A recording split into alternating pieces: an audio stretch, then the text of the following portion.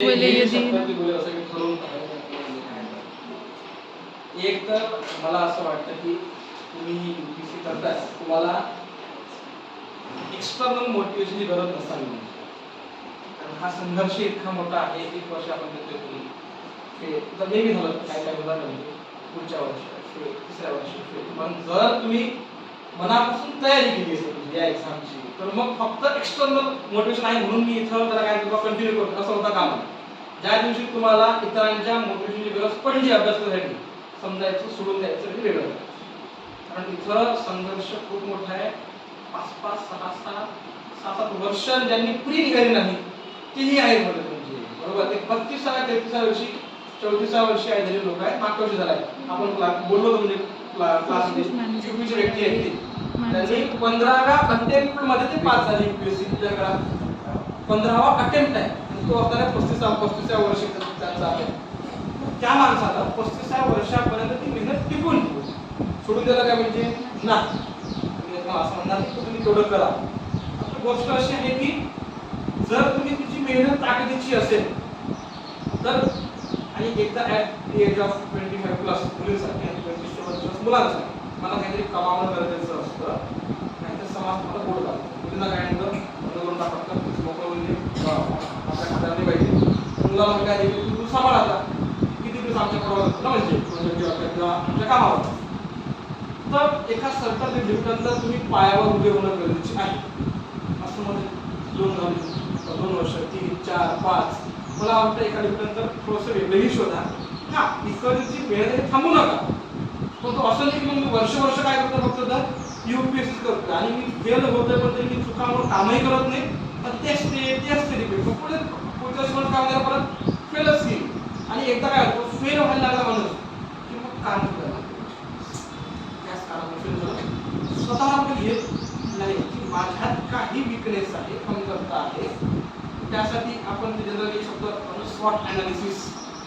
ज्या दिवशी स्वॉट अनालिसिस मध्ये आपल्या थ्रेट्स ज्या आहेत त्या जर वाढताना आपल्याला दिसत असतील, बेटर वे आहे प्लॅन बी कडे वळायचं आयुष्यात. प्लॅन बी पाहिजे. तुम्ही ज्या वयात आहात अजून प्लॅन बी चा चान्स दिलेला नाही, तो गरजेचा असतो, बिलकुल डेफिनेटली गरजेचा असतो. कारण काही लोक एक्स्ट्रीम पावले घेतात. का मुलं? कारण त्यांनी आता रिसेंटली त्या किशोरीला बोलावून किती तो एमपीसीला आपण बोललो का झाल्या सगळ्या गोष्टी, कारण त्यांनी गरज नाही केला की सर झालं म्हणजे काय करू, वय वाढतंय तेच रिपीट. मी बोललो पुण्यात नवीन फर्स्ट 30 वर्षाची पोरं त्यांची टेस्ट गेली. काय करतो आम्ही UPSC करतो. कुठले चहा नाश्ता काय सर बोली काय म्हणतात राहुल गांधी कसा नाही करता तुला कळायला पाहिजे. 35 झाले आपले 4-5 वर्ष एकदम आपल्याला नाही होऊ शकत आता की सोडून दे दुसरं काही घे घरची वाट पाहत हॉटेल गोष्टी काही. सो आता तुमचं काम आहे की एक सर्टन तुम्हाला की इयर्स करून ठेवा 2, 4, 5, 6 बोला वाटलं स्पष्ट बोला की तुम्ही मला किती वर्ष देऊ शकता. मुली 25-26 लग्नाचं वय असतं, त्यानंतर उशीर करू नये. आता काही कारणास्तव होतो कसं मॅडम झालं काही अडचणी होत्या पूर्ण होता वडिलांचा आधार वाटेवर गोष्टी असतील, बरोबर. 26 जास्त त्याच्याकडे जाता कामा नाही. आपण काही विरोध आहे 35 वर्ष केलं, कारण ज्या गोष्टी ज्या वयात होणं गरजेच्या असतात ते झाल्या पाहिजे. पहिली गोष्ट मुलांचं 28, 29, 30 लास्ट जनरली माझं हे म्हणणं असते की मुलींनी लग्न व्हायच्या आधी काय झालं पाहिजे आपल्या पायावर म्हणजे किमान तरी उभं राहा, कारण कशीच किंमत आहे तसं. दुसरी गोष्ट जर तुमची किंमत आहे तुमच्या पैशावर जर आमच्या असला तर तो नवरा एक शब्द बोलू शकतो बोलला तुम्ही कमावती आता सोडची तिकीट दुसरा मला पण भेटणार आहे. ठीक आहे, माझी जी डिग्निटी आहे ती घर तुझा कामात तुझ्यावर. मी एक सेपरेट एंटिटी आहे, ह्युमॅनिटी आहे. तू मस्तीला असं गोष्ट कधी होऊ शकते ते पायावर उभे होते. आणि जेव्हा आपण जर त्या व्यक्तीवर अवलंबून असतो मग ती व्यक्ती आता त्याच्या पद्धतीने वागवतो. हे बरोबर.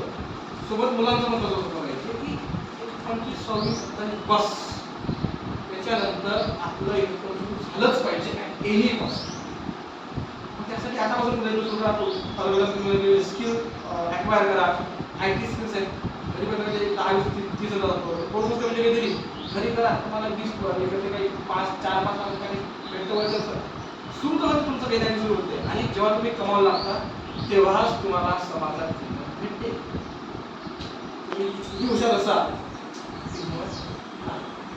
आज जर मी कमावतो जर मी म्हणजे अभ्यास करू पण काहीच कमावतो तुम्हाला दिसते मला असं प्रत्येकाचं याच्याकडे पैसा आहे असं किंमत सर सर सर सर साहेब साहेब साहेब साहेब हो हो हो हो आणि तिथं आपला जसा प्रथम विषय रवी आहे किती हुशार हुशारीला हुशारी मला पैसा पोटाला काय लागतो पैसा लागतो.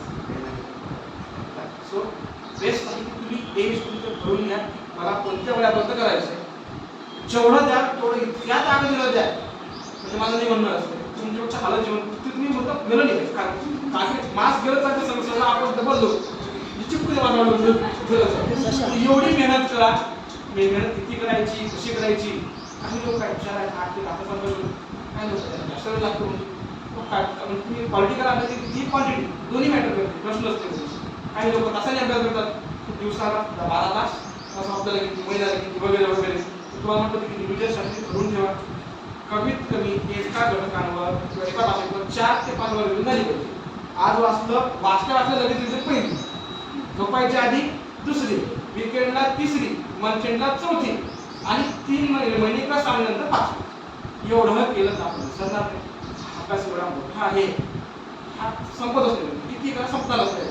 म्हणून मिनिमम रीड करा मॅक्सिमम त्यावर काम करा. दररोज रिव्हिजन जास्त पाहिजे म्हणजे आपली दररोज मिनिमम 50 MCQ आणि 200 ते 500 शब्द डेली लिहिले गेले काम करतात.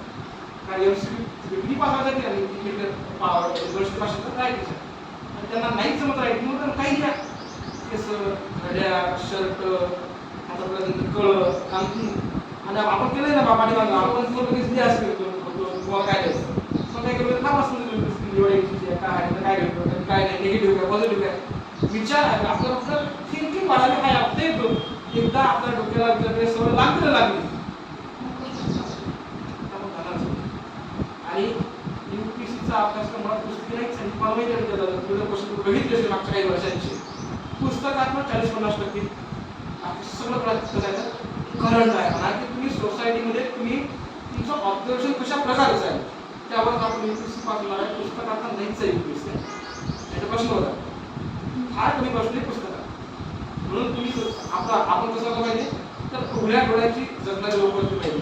जर कुठली अडचण आहे सोसायटीमध्ये त्याला कुठल्या ज्याला लिंक करायचं सिलेबस 1 GS 1 2 3 4 असं त्यातनं कुठं होतं त्यांना कुठला सॉफ्ट घ्यायला पाहिजे. त्यातनं मला तुम्हाला की या जे आप तुम्ही ऑब्झर्व कराल ते माझं इंट्रो असेल कन्फ्युजन आहे माझी बॉडी आहे बरोबर का हे माझं व्हॅलिडेशन आहे 2 मार्काचं किंवा 1 मार्काचं करा लिहून ठेवा. टॉपिक बाय टॉपिक तुमच्या नोट्स तयार पाहिजे. हे झालं पहिल्या 50 आपलीच कोर्स स्ट्रॅटेजी आणि तुमच्या कित्येक लोक असे आहेत ज्यांच्यामध्ये ऑलरेडी खूप जास्त गट्स आहेत पहिल्या 10 बरोबर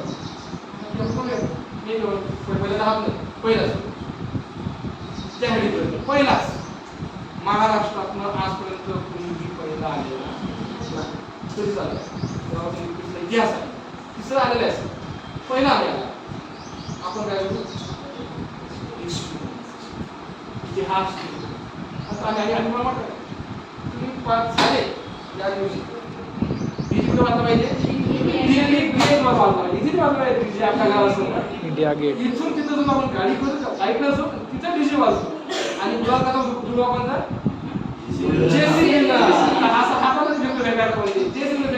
इतकं आपण कमाल करू हे बोलायला मेहनत दररोज स्वतःला तुम्हाला की दररोज पण वीकली जर ओळख पाहते नेमकं काय मी चाललोय प्रवास सोल्युशन चाललाय का नाही माझं अभ्यास पण करतोय म्हणून करतोय क्लास माझं नाही सिलेबसच्या सोडून जर आपण वेगळं असतो कुणी असतो तर कुणी टीचर असतो ठीक आहे त्याचं काम असतं तुम्ही तुम्हाला फक्त सिलेबस दररोज 200-500 दिल्याच गेलं पाहिजे टाइम स्टॉप करून घ्या. दररोज विविध झालीच पाहिजे. मिनिमम तरी 8 तास अभ्यास पाहिजेच पाहिजे. कॉलेज असो नसो गेलं ना, क्लासचा टाइम सोडून क्लास 6 तास करा. नाही तर काय होईल, सध्या अभ्यास चालू आहे तसं कॉलेज लाईफमध्ये या हेच वय असतं. म्हणजे माझे नेहमी म्हणते, नेहमी सांगायची, हे वय असतं त्या चाकूच्या धारेसारखं वय असतं. बरोबर. कुठं माणूस बोलणार हे सांगता येत ना. याच काळात आपल्याला फार वाईट वाईट गोष्टींची सवय नाद लागू शकते. या काळात जर आपण वय वर्ष 18 ते वय वर्ष 25 यात जर आपण वाचलो किंवा आपण जरा वाचवलं एक प्रकारे ठीक आहे. तुम्हाला खूप खूप शुभेच्छा. आठवण तर नेहमी येत राहील. आणि जेव्हा जेव्हा मी इथं आलो कष्ट सर, आता तुमच्या बरेच नंबर माझ्याकडे आहेत की मी एका जरी कॉल केला तरी ते कुठं कुठं आग लगे निघले अशी कष्ट मी आलो तुम्हाला कुठं आपण भेटूच. तुम्हाला कधीही कोणतीही अडचण येऊ, फक्त अभ्यासाची सोडून सुद्धा कुठली अडचण येऊ मतलब की खाली म्हटलं असेल मोठा भाऊ म्हणून जेवढं दुःख तुमचं कमी करता येईल तेवढं कळेल. सुखात तुम्ही फोन केला नाही तरी चालेल, ते ऍक्सेप्ट करा. दुःखात नक्की मोठा भाऊ मॅडम ही तुमची जेवढी त्यांच्याकडनं मदत होईल नक्की करते. बाकी काय हे आपण तुझे जेव्हा येईल.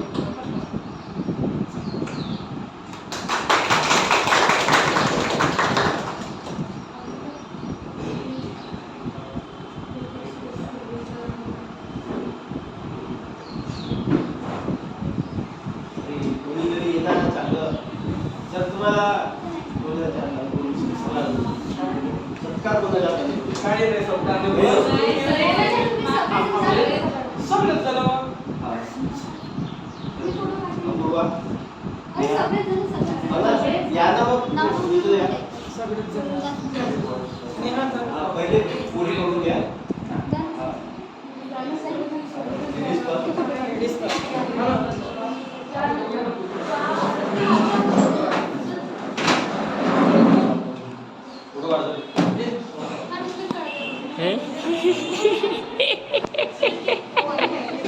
फोटो काढू का रिको?